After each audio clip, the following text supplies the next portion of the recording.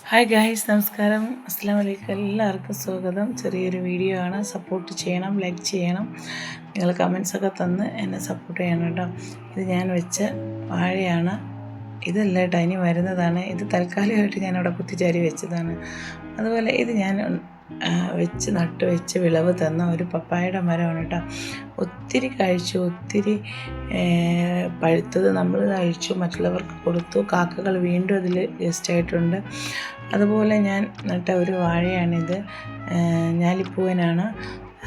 ഇതിന് മുമ്പ് വെച്ചിരുന്നു ഒരെണ്ണം. അത് നല്ല രീതിയിൽ വിളവ് തന്നു. അതിൻ്റെ കുഞ്ഞാണിത് കേട്ടോ. ഇതിനും ഒത്തിരി കുഞ്ഞുങ്ങളുണ്ടായിട്ടുണ്ട്, നിങ്ങൾ ശ്രദ്ധിച്ചാൽ അറിയാം.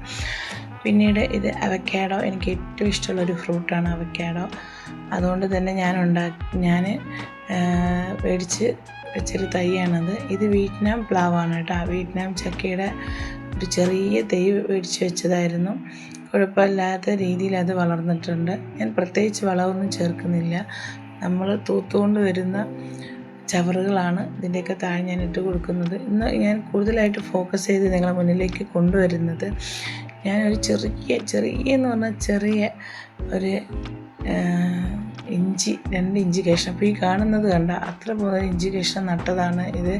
ഇത് വീട്ടിലുണ്ടായിരുന്നൊരു പൊട്ടിയ ബക്കറ്റിനകത്ത് കുറച്ച് മണ്ണ് നിറച്ച് വെറുതെ കുഴിച്ചിട്ടതാണ്. അപ്പോൾ നമുക്ക് കിട്ടുന്ന സമയങ്ങൾ നമ്മൾ ചെറുതായിട്ടൊന്ന് നമ്മളുടെ അടുക്കള ആവശ്യങ്ങളിലേക്ക് ഉപയോഗിച്ച് കഴിഞ്ഞാൽ നല്ല രീതിയിൽ നമുക്കൊരു ആത്മസംതൃപ്തി നേടാൻ കഴിയും. അങ്ങനെ ഇതിന് മുന്നൊക്കെ ഇഞ്ചി പൊട്ടിച്ചെടുത്തിട്ടുണ്ട് കേട്ടോ. അപ്പോൾ എനിക്കൊരു തോന്നൽ, ഇങ്ങനെ പൊട്ടിച്ചെടുത്ത് കഴിഞ്ഞാൽ അവിടെ നശിച്ചു പോകുമോ എന്നൊരു തോന്നലുകൊണ്ട് ഞാൻ മൊത്തത്തിൽ അതൊന്ന് വിളവെടുത്തതാണ്. നിങ്ങൾ വീക്ഷിച്ചുകൊണ്ടിരിക്കുന്ന വീഡിയോ നിങ്ങൾക്ക് ഇഷ്ടമാകുന്നുണ്ടെങ്കിൽ ഒന്ന് ലൈക്ക് ചെയ്യണേ.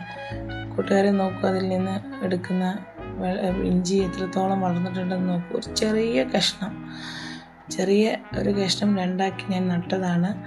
അതിൽ നിന്ന് നമ്മുടെ അടുക്കള ആവശ്യങ്ങൾക്ക് ആവശ്യമായ ഇഞ്ചി വിളവെടുക്കാൻ നമുക്ക് സാധിച്ചു.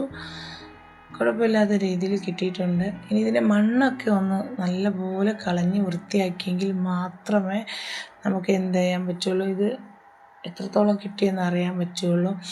അതുപോലെ ഇനിയും വളർന്നു വരാനുള്ള ഇഞ്ചിയുടെ ചെറിയ കിഴങ്ങും അതുപോലെ അതിൻ്റെ തെയ്യൊക്കെ അവിടെ ഉണ്ടായിരുന്നു.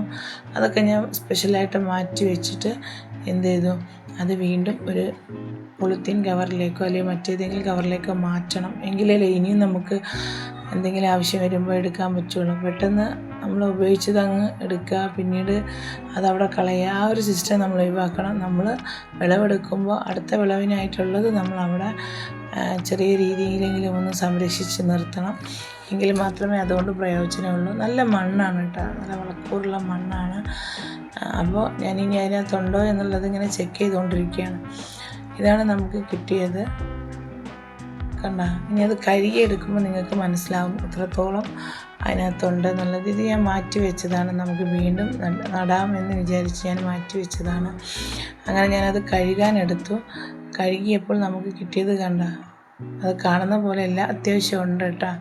അത്യാവശ്യം ഇഞ്ചിയുണ്ട്. അത് എനിക്ക് വളരെയധികം സന്തോഷമായി. നമുക്ക് ഇത്തരത്തിൽ ആ അപ്പുറത്ത് കിടക്കുന്ന ചെറിയ ഒരു ഇഞ്ചി കഷ്ണം കണ്ട, അതുപോലെയുള്ള ഒരെണ്ണം 2ആക്കി ഞാൻ വെച്ചിട്ട് എനിക്ക് കിട്ടിയതാണ്. നിങ്ങളതൊന്ന് സപ്പോർട്ട് ചെയ്യണേ, ലൈക്ക് ചെയ്യണേ.